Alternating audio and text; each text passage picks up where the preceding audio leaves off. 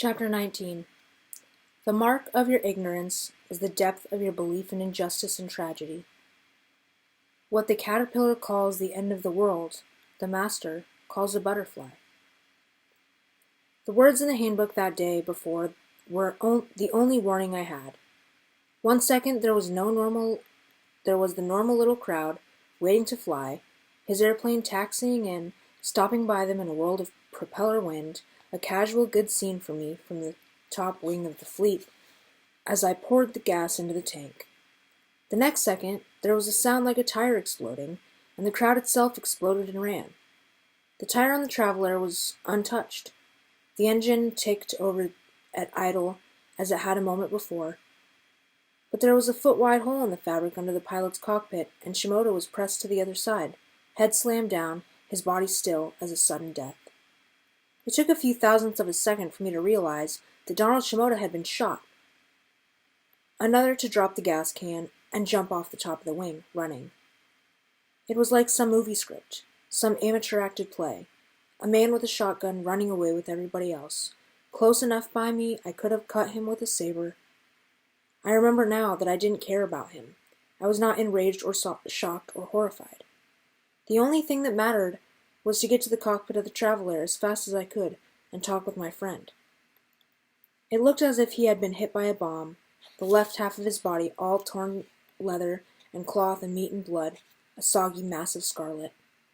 His head was tilted down by the fuel primer knob at the right lower corner of the instrument panel, and I thought that if he had been wearing his shoulder harness, he wouldn't have been thrown forward like that.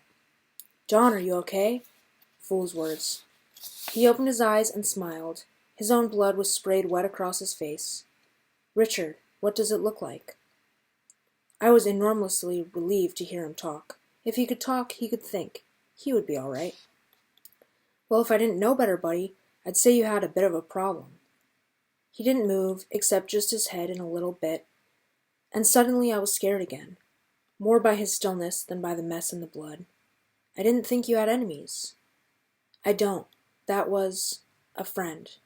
Better not to have some hater bring all sorts of trouble into his life, murdering me." The seat and the side panels of the cockpit were running with blood. It would be a big job just to get the Traveler clean again, although the airplane itself wasn't damaged badly. "Did this have to happen, Don?"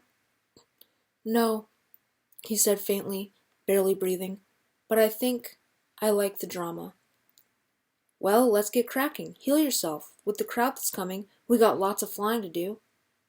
But as I was joking at him, and in spite of all his knowing and all his understanding of reality, my friend Donald Shimoda fell the last inch to the primer knob and died.